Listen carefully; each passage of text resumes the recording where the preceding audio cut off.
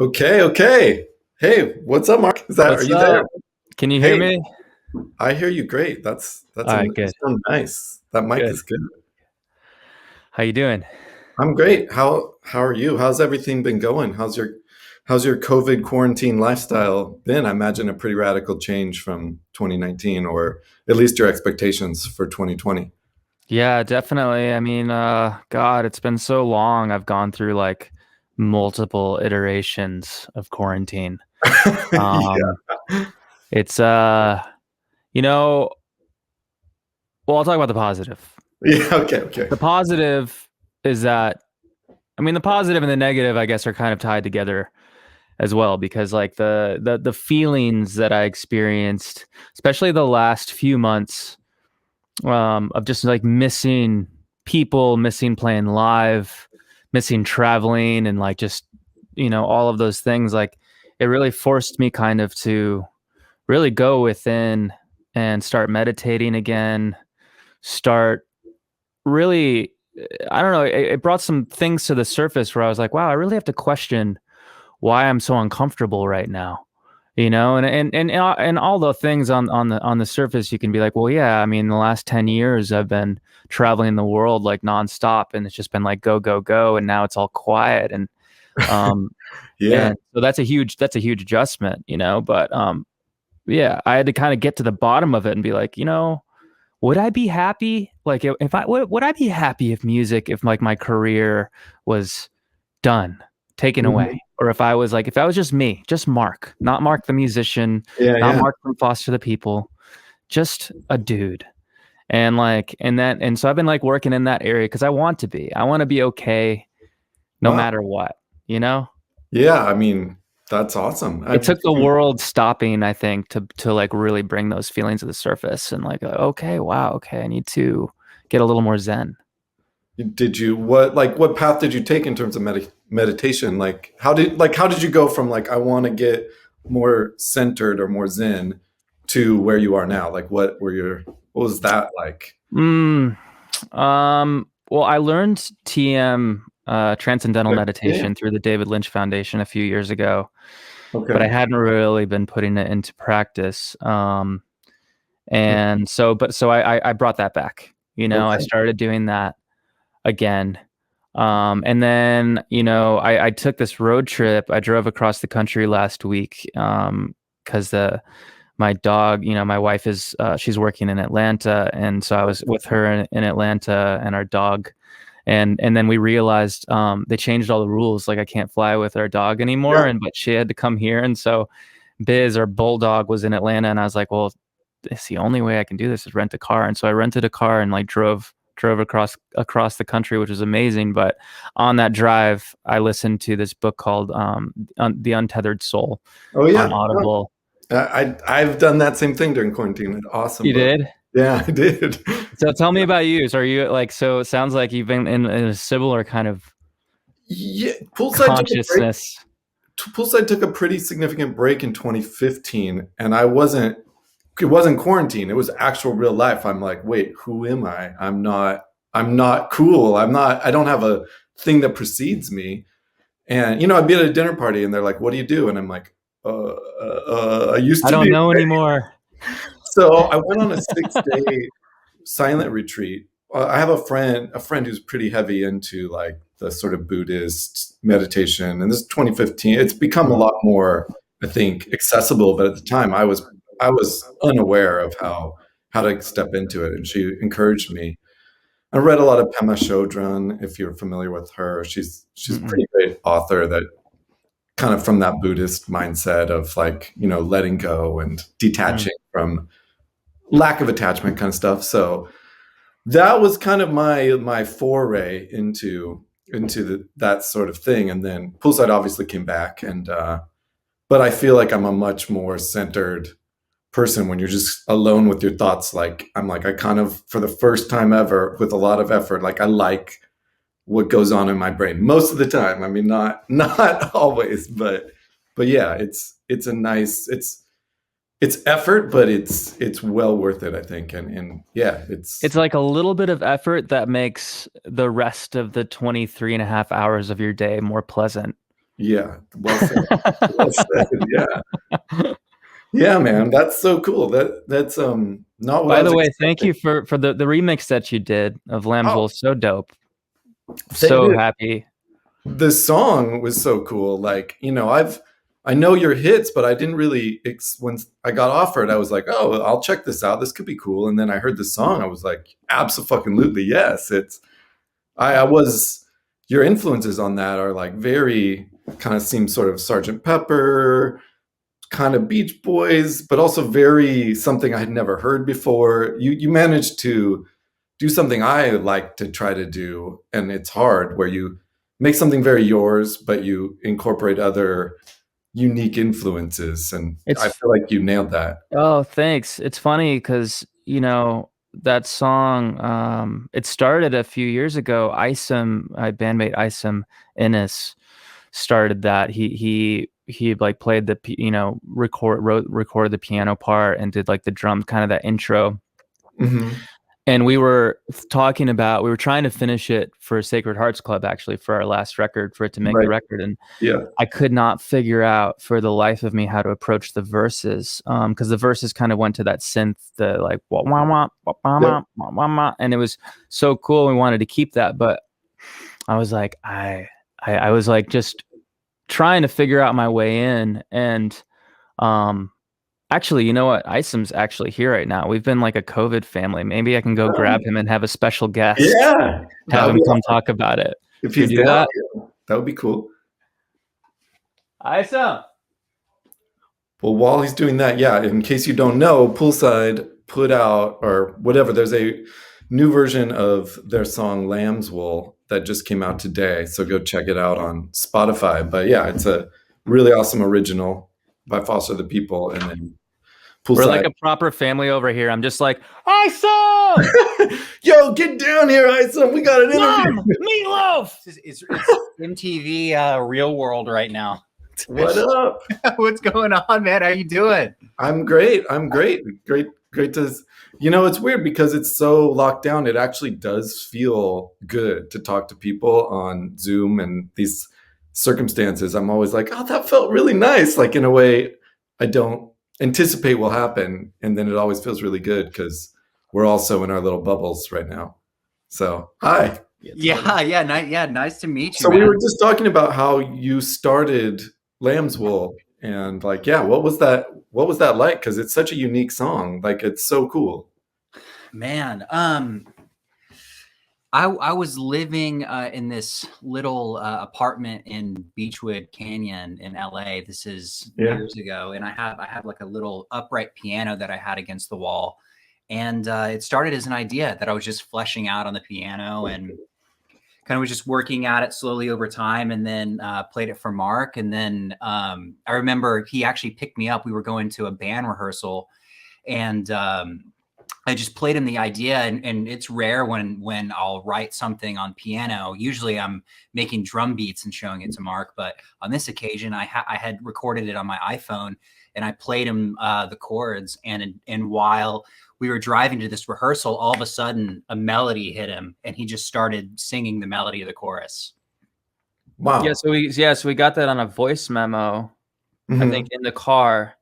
And then we just kind of, but I could not figure out the verse. I was telling him I couldn't figure out the verse. I was trying to find my way into the verse. And, one thing about the song is that when Isom wrote the song, inspired because your grandmother passed away. Yes. Yeah. I had recently, my grandmother was a piano teacher. And she used to play Debussy and really beautiful pieces. Wow. But I had just come home from her funeral. So her memory was fresh in my mind. And as I was writing my piano, that's one of the ways that I connected with her. And that's one of my favorite memories of her is playing the piano in her home. And yes, so I really feel like the spirit of her is really channeled in that piano part. And so we kind of always like from that, when he told me that story and played me that song, I really wanted to like honor that, and kind of have that be the inspiration for the concept of the lyrics.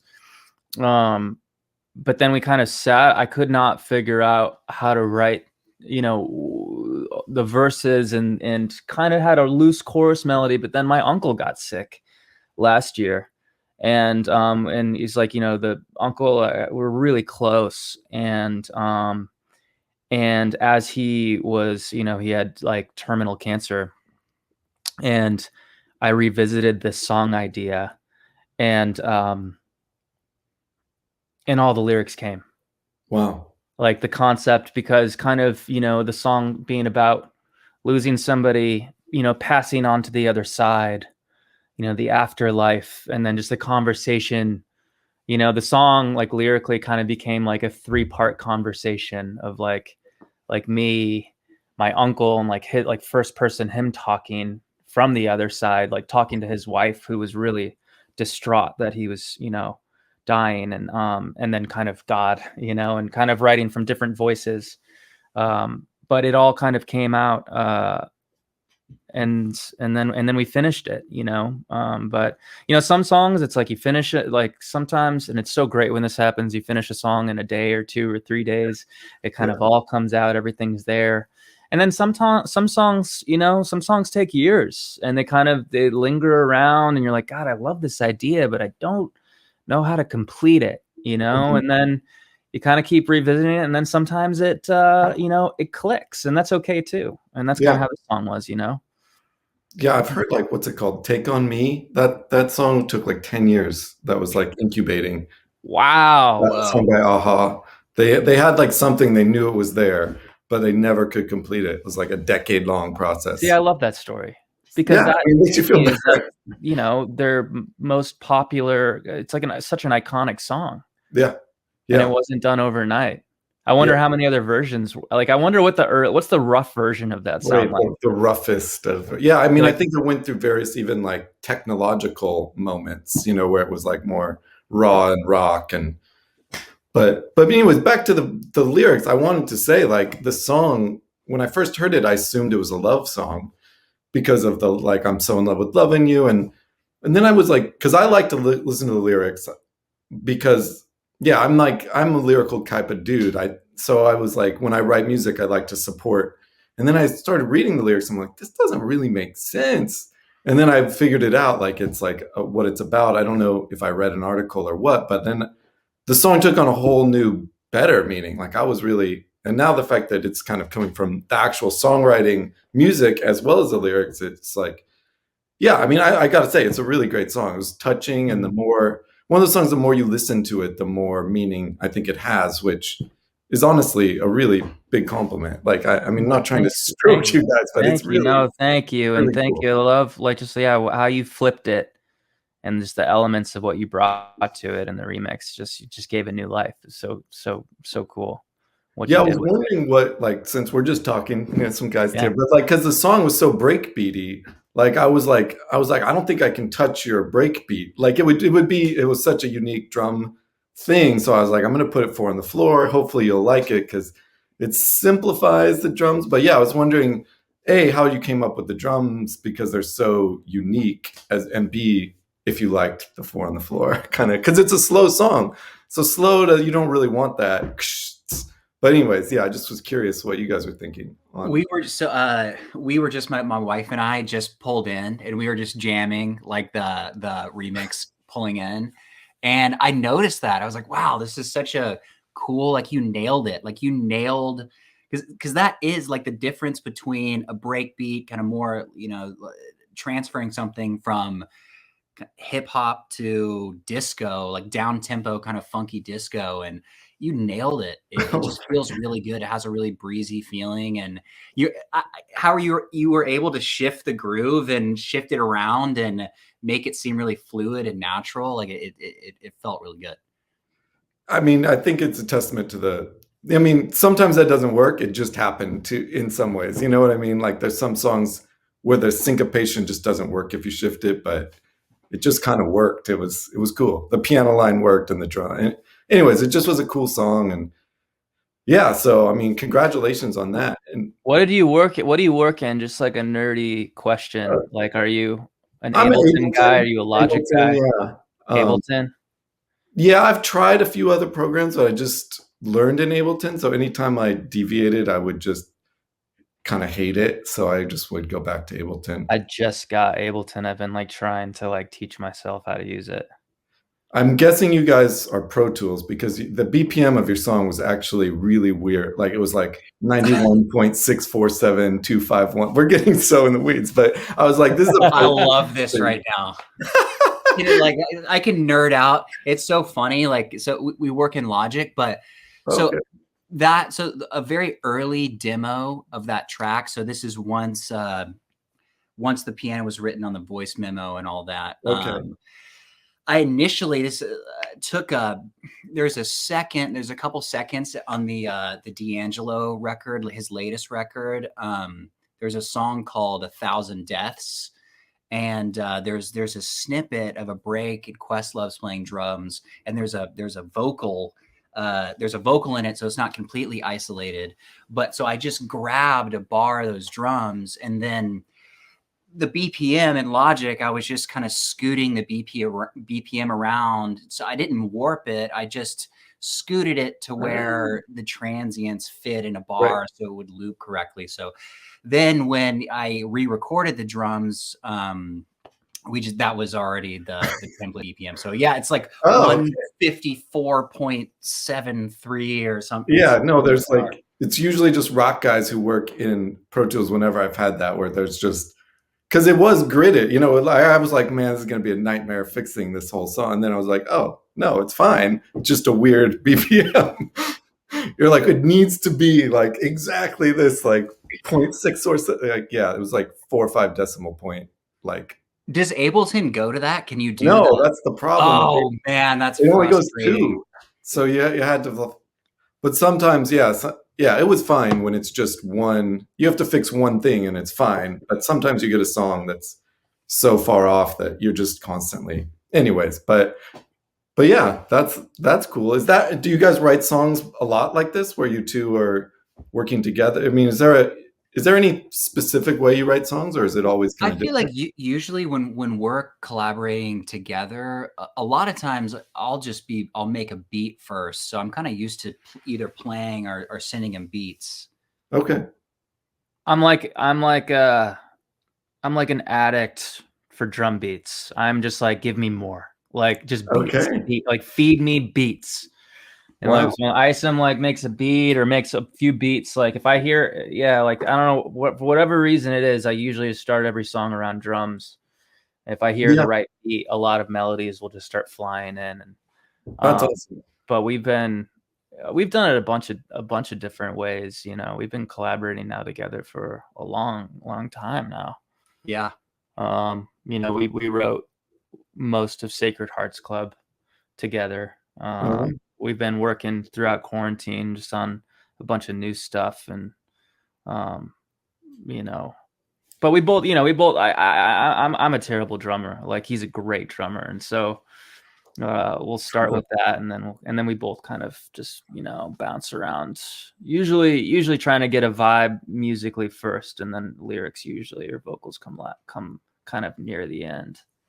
Yeah, I feel like it's hard to start a song without the drums, the rhythm first. You know, if you don't have like a head nod, I've been challenged. People have like forced me, like friends, they're like, let's start a song on piano.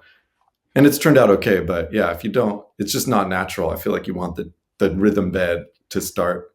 But it is funny though, because we did some experimentation like 5 or 6 months ago. We were kind of inspired by like kind of like doo-wop, and kind of like listening to a lot of 50s stuff, and started to write some songs with like around a piano with the concept, trying to like old school, like just like old school songwriter vibes. Yep. And that was cool too. Like there was something really cool about that, because we could put on some weird, take some like left turns and some details and stuff without having to play, because sometimes usually if we're in the box, you know, and you know this, it's like, let's say you've got something sounding really good, but there's like 6 or 7 elements going: bass, drums, Right. synth 1, synth 2, vocal, this, guitar. And if you want to take like one bar and do a little like bada bada bada bada or whatever it is, it's like you have to replay every single instrument in that one bar to get it sounding right. Right. Yeah. But Exactly. this way, it's like doing something around writing a song around a piano. It's like we can get the song. We were getting the song mapped out, and then we were going in and producing it, which is funny because when I first started playing, and I would have a session with a producer that was like, "Let's write around an acoustic guitar or a piano." I always thought, I was like, "Dude, that's like just there's not a vibe there. Like that's so old. Like you're old, just old school and old." Like, right. you know, and like now I'm like, oh, they were on to, like I see you know what you gain from that, because but yeah, I don't know, you know, there's a million different ways to skin a cat. As long as it feels good at the end of the day, who really cares?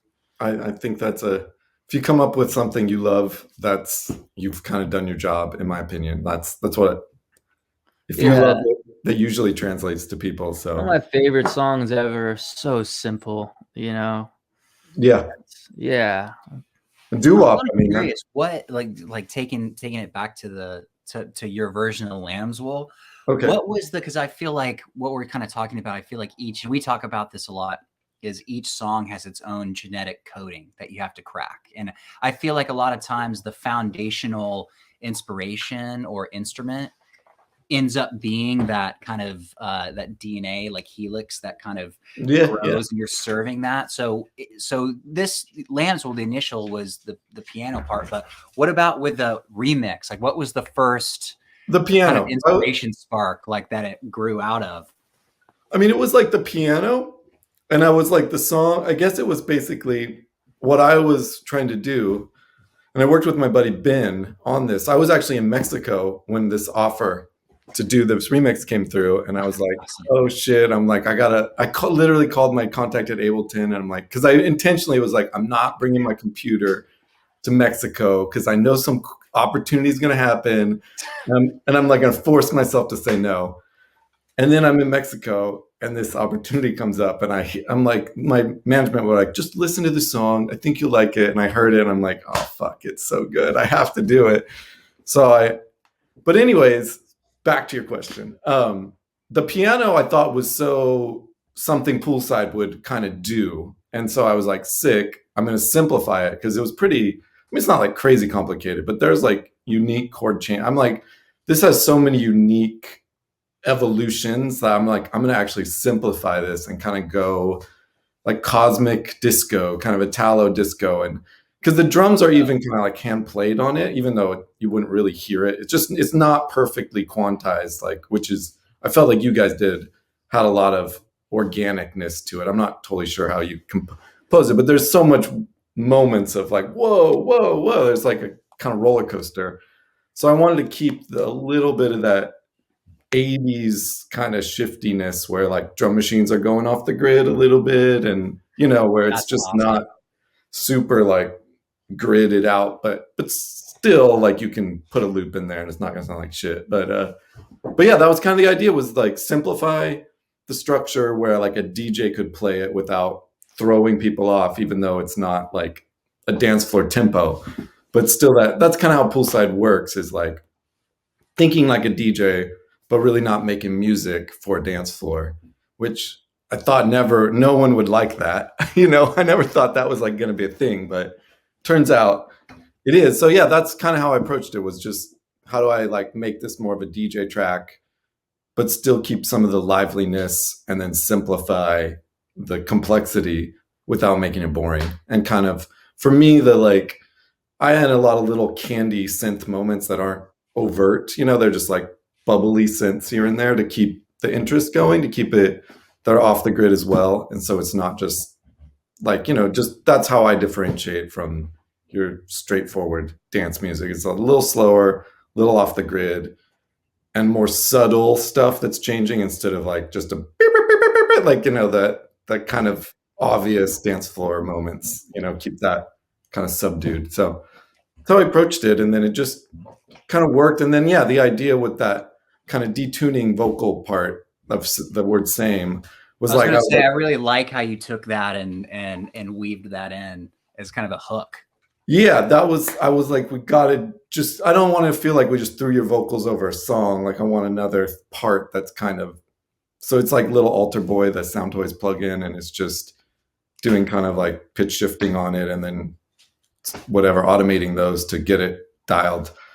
And yeah, that was just like an idea, and I was like, I don't want it to sound too like dance music-y, but it just turned out nice. And so I was like, all right, I think we're like, in a couple days, I'm like, I think we're onto something. I think this is gonna work. So yeah, it was a great song though. Honestly, it was like the riff is cool, the vocal melodies are great. I mean, the whole thing. I could gush, but it was really like, it's really great when you get something that you're like, wow, I wish I wrote this, or this is something I would write, but even better than I probably would have thought of. So yeah, it was in that way easy. The only hard part was knowing kind of like how to avoid getting it sound too much like you. Like, just there was a lot of parts in the song that I didn't want to cut them out, but then I didn't, I need to keep it kind of linear on some level. So anyways, that's what I did. I don't know. Is that illuminating? Hopefully that. Yeah, no, absolutely. No, it makes a lot of sense, because it's such a task. I mean, because BPMs and styles, when you're trying to have the same song exist in both worlds, it's a completely new set of problems, a new DNA to crack. So you did an amazing job. Yeah, I didn't listen to it for a while, and I put it on like because I knew it was coming out, and I was like, oh, man, it's like such a good feeling when something rests for a bit, and then you listen, and you're like, okay, this is good. I'm happy. So, and it doesn't feel so much like a remix either. If it when it comes on, it sounds like a new work. It's reimagined, and it sounds like it sounds new, which is really exciting for me to listen to something and be like, oh, cool. Like this is, it sounds like a new song. Well, thanks for the opportunity. It was like, honestly, I was like super excited to do it. And then I heard the song and I was like, oh, now I'm like really pumped. So have you heard of anything coming back online? You have any shows coming up? So I'm DJing a outdoor thing at a winery in May that is socially distanced approved in Napa. So I'm doing that. That's the first thing that I'm going. I mean, I was in Europe. We had shows canceled because of COVID. Like while in Europe, like whatever, last year. Oh, you were over there when it all went down. Wow. And it was like, we canceled Italy. We had a few extra days in Barcelona. Then we played in London, one of the last shows of. Then we flew back to the US, like stayed on our schedule, but just canceling Milan and somewhere else in Italy. Like, sorry. We've never played in Italy. Really? We've never once played in Italy. I'm like, guys, that's really, we gotta go to Italy. Yeah. I really want to play in Italy. Yeah. Have you played there a lot? I feel like you've probably played in Milan, like fashion stuff. It's like a DJ spot, but that was going to be our first live band. Really? Live band thing. Yeah. Yeah. Yeah. Poolside's a little complicated. Started as DJing, then became a live band. It's like kind of that hybrid thing where people never, if they see one, they expect you're always going to just be a DJ, or if they see the live band, they're like pissed if they come and it's like the DJ set and they're like, what the fuck? And it's like, it said DJ set on there, but you don't think of it that way. You just see like the artist you want to play, you buy a ticket and you show up. But yeah. No, what was the feeling like when you were in Europe and this was all going down? Was it scary? No, like no one knew it was happening yet. It was like this, like, it was almost like some like more like a natural disaster. Like, oh shit, there's like a flood in Italy kind of feeling. You didn't have the sense like this is going to affect the world. It was like, oh, we're going to have some days off in Barcelona. It was like almost you're just thinking selfishly, not like intentionally, but you're like, oh man, it's a bummer. Like, I guess we don't get to play. And, and then all of a sudden you get back to the US and it's like, wait a minute. This is. Have you been working on new music in anticipation of things coming back online? Like things coming back to life? A little bit. I mean, actually, I'm working on a song with Panama. I don't know if he's an Australian guy called Back to Life, literally. That's yeah? That's awesome. You heard it before. But yeah, it's so yes, actually, not like in a not like in a big way, but just this one song in particular is literally it's like one of those ones. It's half love. It's depending on how you look at it. It's like your love brings me back, like your love song, and also about the pandemic coming back online. So yeah, I guess I am. You got. What about you guys? Has your productivity been pretty significant? Like, how's COVID or quarantining, I guess, really changed the way you guys work, or has it? Or seems like you guys are in the same room, so maybe in some ways you're cool. Yeah, well, it definitely makes it easier that we're staying together right now. But we kind of had, it's fun, like looking back, we've kind of had different phases of collaborating with the pandemic. At first, because we were so geared up to go tour again. Like, we were rehearsing and we were going to do a worldwide thing, and we were so excited. And then when everything happened and everything shut down, we were still hungry to continue. So we kind of just parlayed right into collaborating, just kind of passing things over Dropbox, and that kind of morphed into an EP that we put out last year. But I feel like as time has kind of gone on, we've kind of shifted our mindset, and we've been kind of focusing more on a record that we've been kind of working at for a little bit, but it started to really come into focus kind of later last year, and then also now, in the first part of this year. Oh, cool. Yeah, it was. Yeah, when it all went down in the beginning, it was kind of like there was something nice about not having, like, basically not having, like, waking up to a bunch of emails and tech, like, the industry shut down, right? And I think in the beginning it was like, it's like gardening, and like I learned how to like woodwork. Like, I got obsessed with like woodworking and Awesome. and kind of all the stuff that of just being home, but and then as it kind of continued to progress, really music and like working on this one record was the thing that kind of like kept, like, just speaking for me personally, kind of kept me sane. Mm-hmm. And was like pushing and pushing and pushing, kind of like just in defiance to COVID. Like, I'm not going to let this stop anything. Like, we're going to like figure out how to do this. And I got it up to like kind of the finish line to record, but the type of the record, it was like a Phil Spector record. And so the whole plan was to put together like a modern day wrecking crew. Wow. And as I started to assemble people, like, for kind of a wrecking crew, it was very orchestral and wanted to use all the old techniques, to record it. But then the virus got really bad in LA. Yeah.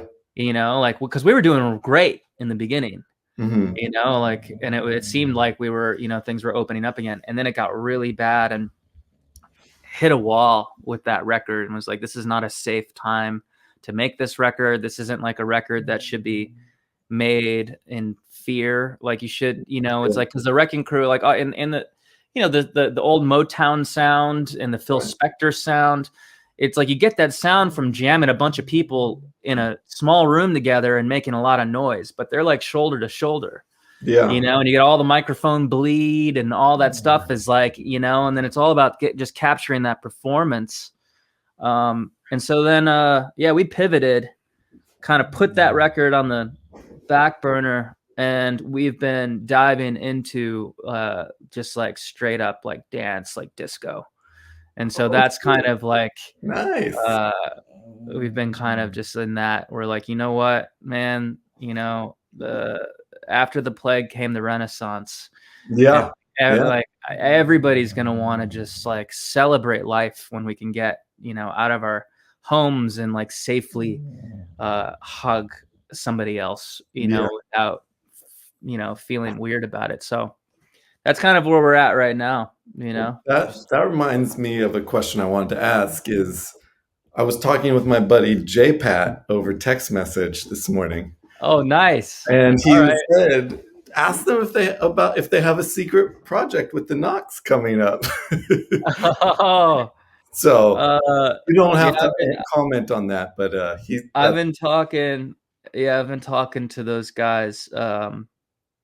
about making like doing something, doing some kind of a side project, but Oh wow. I'm not sure what it's going to be yet. And talk to my I don't know yet. That's funny. Yeah, no, I didn't. I'll tell you though, Pat, because we just got to get in a room together. I think if we just all get in a room together, then we'll see what comes out. Yeah. But it's definitely something fun to think about.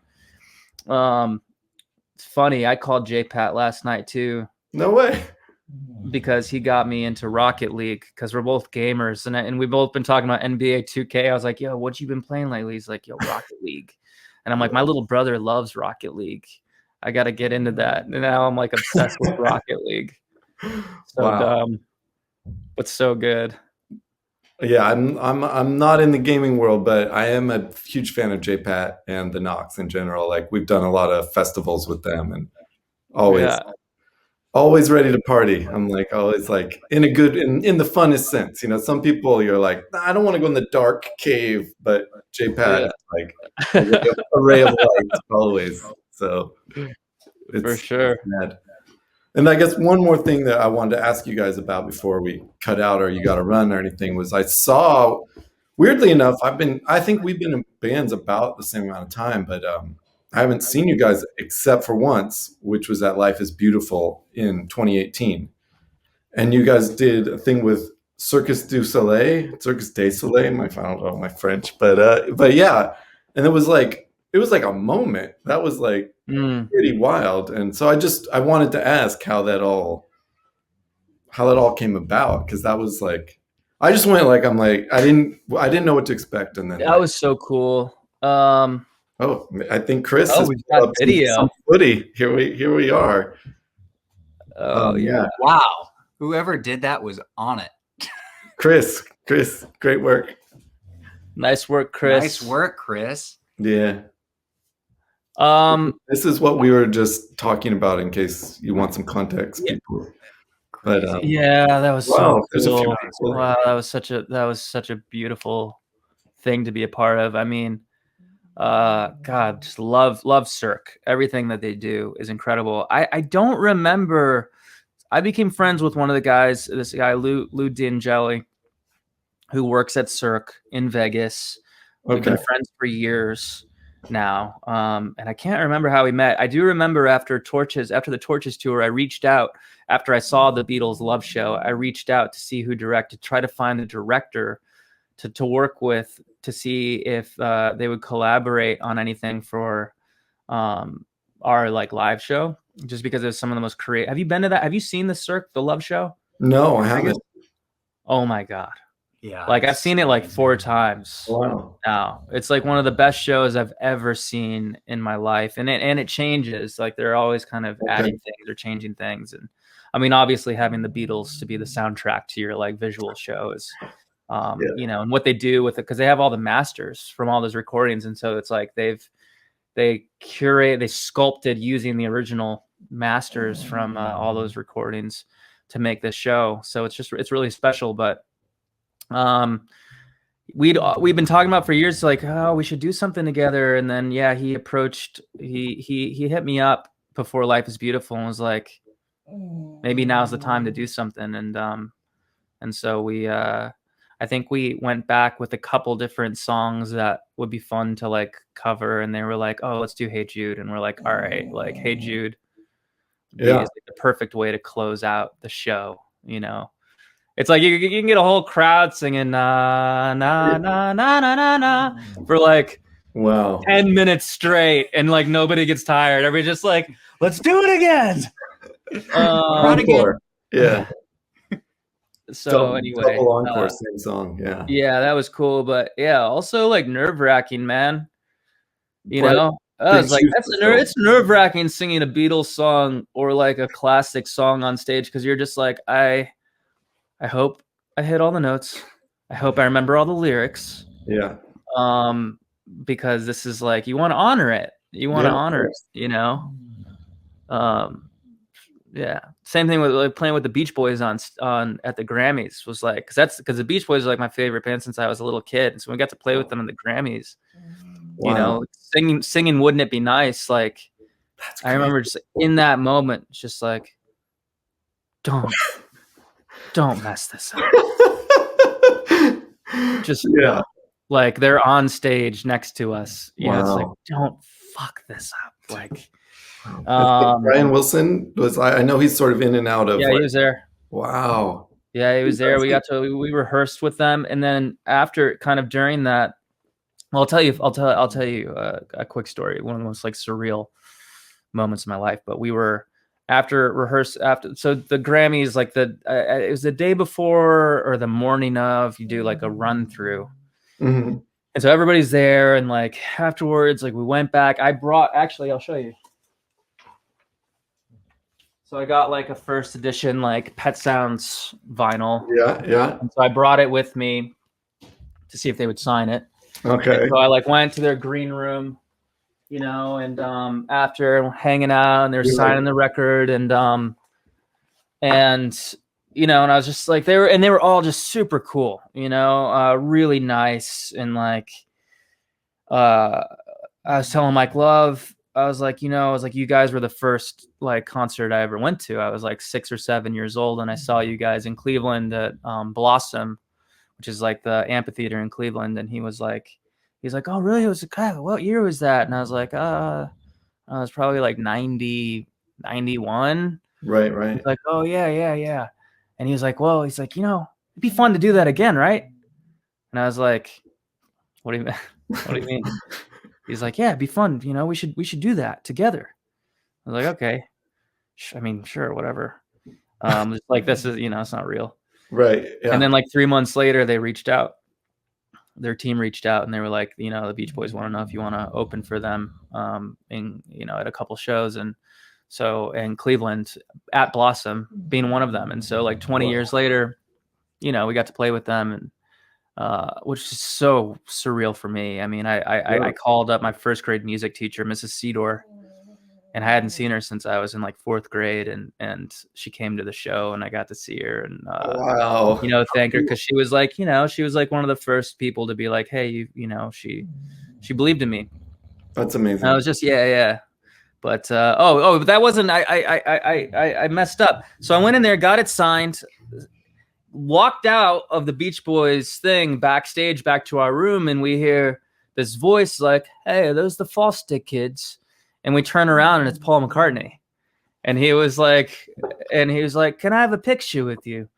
And we're just like, and that is crazy. And that picture exists somewhere. But yeah, it was like 5 minutes, within 5 minutes of meeting Brian Wilson, and then meeting Paul McCartnney, which were like, it's just like, I was just like, I never in a million years would think that something like that could ever possibly happen. That's like literally, living legends beyond, like, who else? Yeah. I mean, so many great people, but in terms of just legends, like, yeah. And they're both so nice too, so nice and so humble and just cool. Yeah, I've heard great things about both of them, but wow, that's amazing. I didn't know that was part of your guys' history. But so did you wind up doing the shows in Cleveland? Did that happen? Yeah.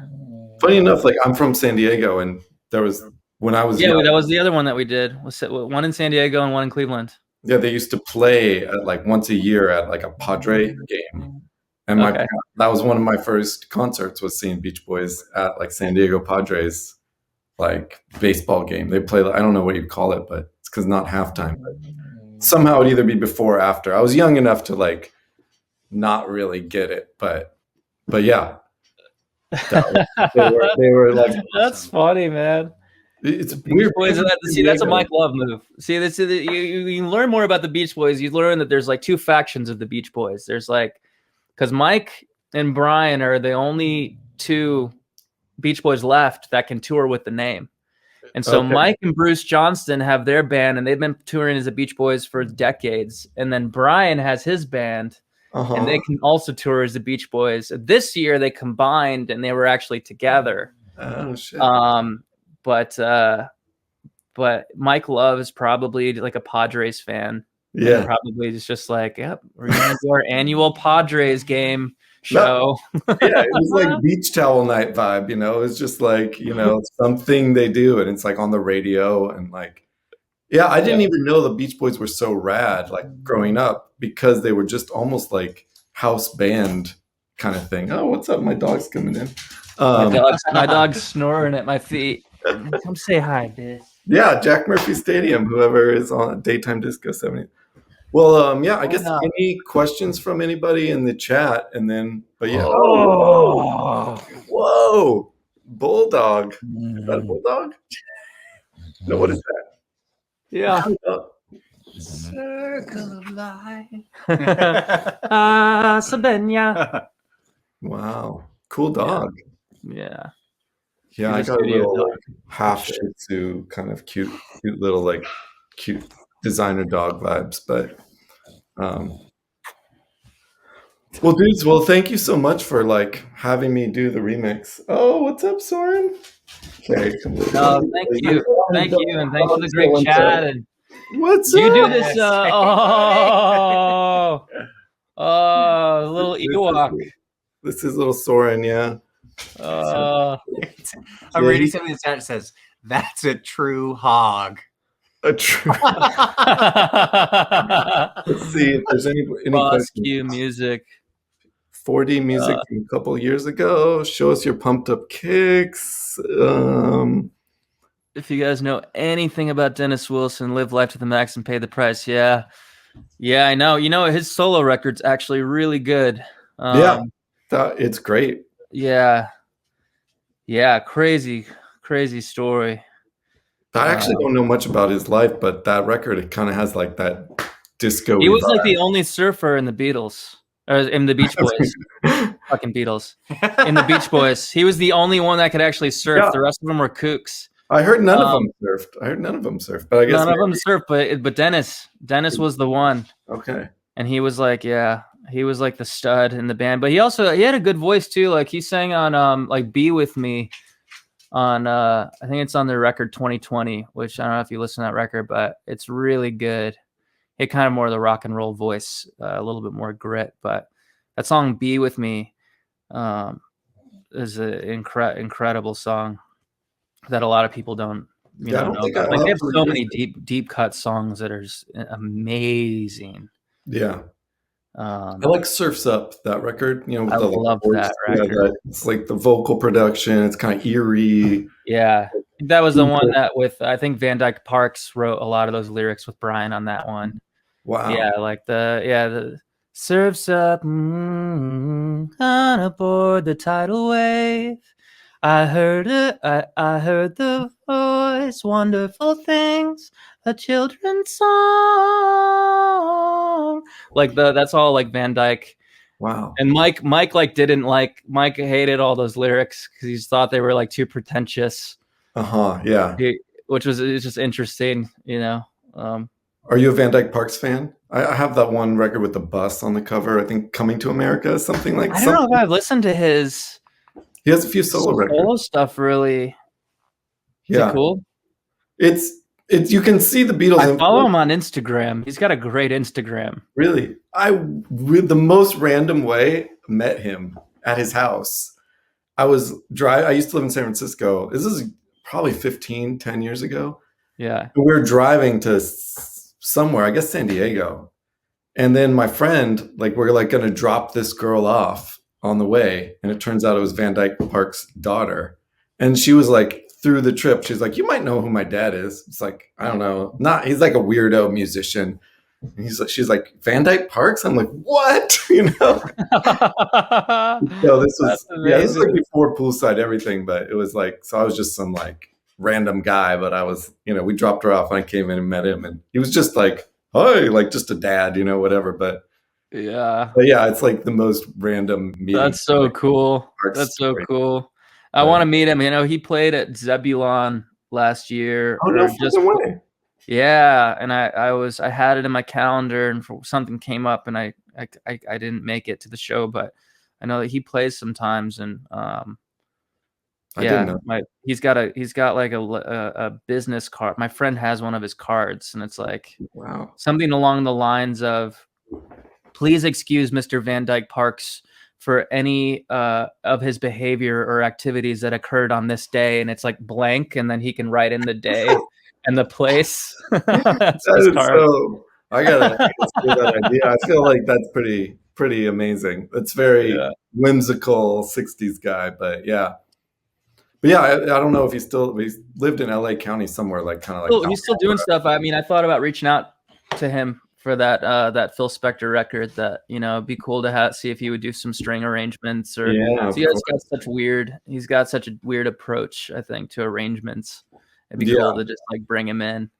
Yeah, the harmonies they pull off is so special. So like, yeah.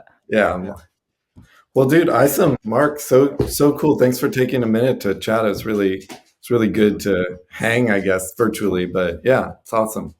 It's been great chatting with you. Yeah, man, it's great to meet you, and just thanks so much for rework. Dude. So good. Well, thanks for making great music, and also you guys just seem super chill. I don't know, it's like it's cool. So hopefully we can hang in person or whatever, when that's 100%. Yes. But yeah, cool. Thanks Well, for tuning in, everybody. Yeah. Thanks. Really appreciate it. Blah blah blah. Can we expect any Foster shows? We're working on it. We are working on it. It's coming. Love you, Isom, from somebody. There's light at the end of the tunnel, so we're starting to hear a couple birds are starting to chirp about some shows. So, all right, guys. All right, take it easy. Bye, guys.